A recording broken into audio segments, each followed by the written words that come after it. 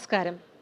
15ാം കേരള നിയമസഭയുടെ 13ാം സമ്മേളന വിശദാംശങ്ങളിലേക്ക് സ്വാഗതം.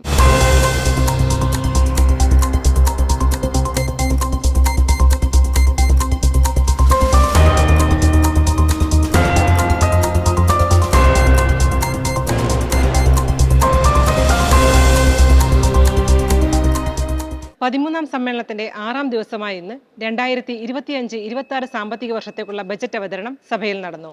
ബജറ്റ് അവതരിപ്പിക്കാൻ ധനമന്ത്രി KN ബാലഗോപാൽ ഇന്ന് രാവിലെ 8:55 നിയമസഭയിലെത്തി. സ്പീക്കർ ശ്രീ AN ഷംസീറിനെ അദ്ദേഹത്തിന്റെ ചേംബറിലെത്തി സന്ദർശിച്ചതിന് ശേഷമാണ് ധനമന്ത്രി നിയമസഭാ ഹാളിലെത്തിയത്.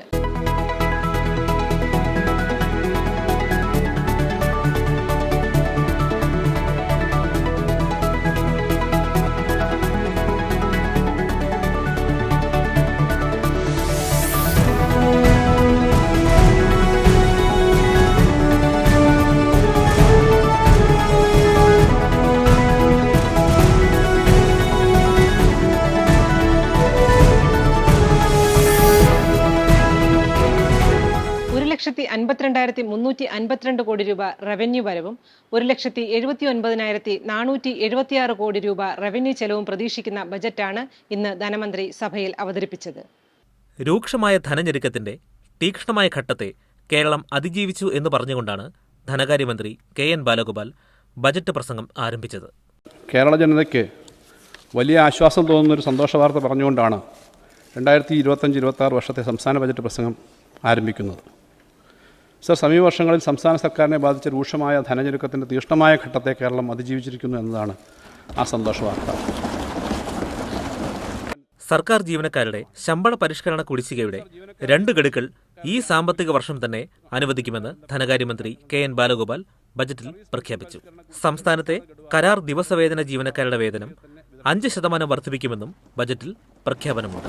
സർ, ശമ്പള പരിഷ്കരണ കുടിശ്ശികയുടെ 2 ഗഡു ഈ സാമ്പത്തിക വർഷം തന്നെ അനുവദിക്കും.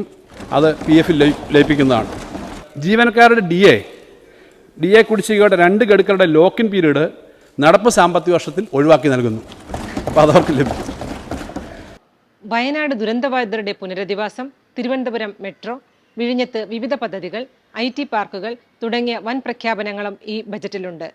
സർ, 2025 കേരളം സ്വാഗതം ചെയ്യുന്നത് മുണ്ടക്കൈ ചൂരൽമല ദുരിതബാധിതർക്കുള്ള പുനരധിവാസ പദ്ധതി പ്രഖ്യാപിച്ചുകൊണ്ടാണ്.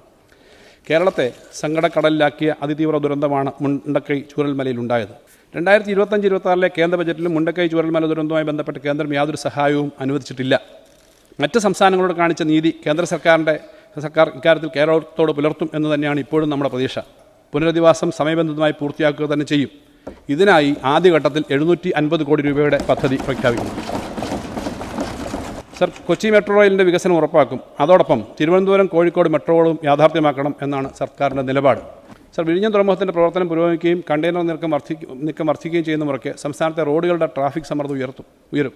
ഇതിൻ്റെ ഭാഗമായി വിവിധ ഡെവലപ്മെൻറ്റുകൾ ഉയർന്നു വരുന്നുണ്ട്. റെയിൽവേ ക്രോസിങ്ങുകളുടെ തടസ്സം ഒഴിവാക്കുക ഉൾപ്പെടെയുള്ള എല്ലാ ലക്ഷ്യവും പൂർത്തീകരിക്കാൻ ശ്രമിക്കും.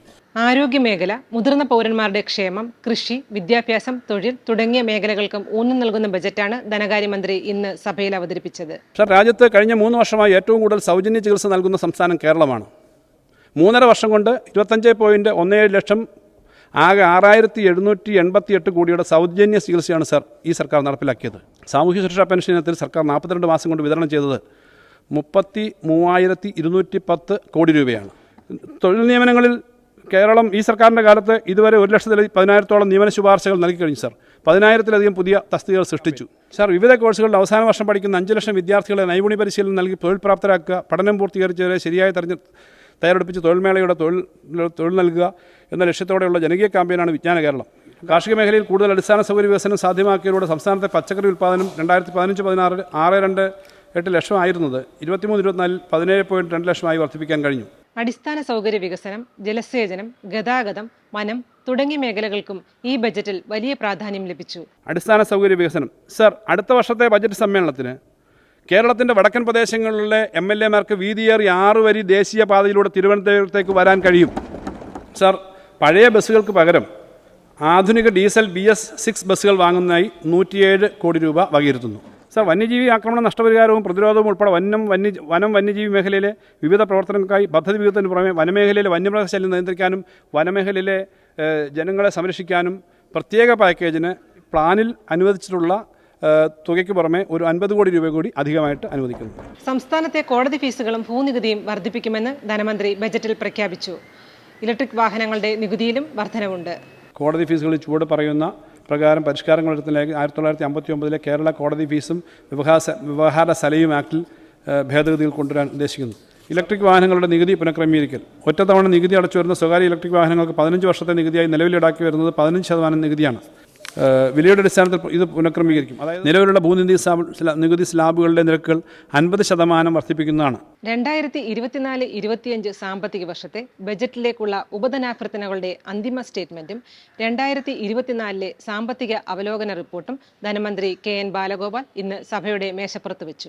ബഹുമാനപ്പെട്ട ധനകാര്യ വകുപ്പ് മന്ത്രി ശ്രീ KN ബാലഗോപാൽ, അങ്ങേക്ക് 2025-26 മുതൽ 2027-28 വരെയുള്ള മീഡിയം ടേം ഫിസ്ക്കൽ പ്ലാൻ അടക്കമുള്ള സ്ട്രാറ്റജി സ്റ്റേറ്റ്മെൻറ്റുകളും 2024-25 സാമ്പത്തിക വർഷത്തെ ബജറ്റിലേക്കുള്ള ഉപധനാഭ്യർത്ഥനകളുടെ അന്തിമ സ്റ്റേറ്റ്മെൻറ്റും കേരള അടിസ്ഥാന സൗകര്യ നിക്ഷേപ നിധി ബോർഡിൻ്റെ 2023-24 സാമ്പത്തിക വർഷത്തെ ഫിഡലിറ്റി സർട്ടിഫിക്കറ്റും 2024 സാമ്പത്തിക അവലോകനവും മേശപ്പുറത്ത് വെക്കാവുന്നതാണ്. സാർ, 2025-26 ബജറ്റ് സഭയുടെ അംഗീകാരത്തിനായി ഞാൻ സമർപ്പിക്കുന്നു. നടപടികൾ പൂർത്തിയാക്കി രാവിലെ 11:35 സഭ ഇന്നത്തേക്ക് പിരിഞ്ഞു. തിങ്കളാഴ്ച വീണ്ടും സഭ ചേരും. ഓർഡർ സഭ ഇപ്പോൾ പിരിയുന്നതും തിങ്കളാഴ്ച രാവിലെ 9 മണിക്ക് വീണ്ടും ചേരുന്നതുമാണ്. ഇന്നത്തെ നിയമസഭാ വിശേഷങ്ങൾ ഇവിടെ സമാപിക്കുന്നു. നമസ്കാരം.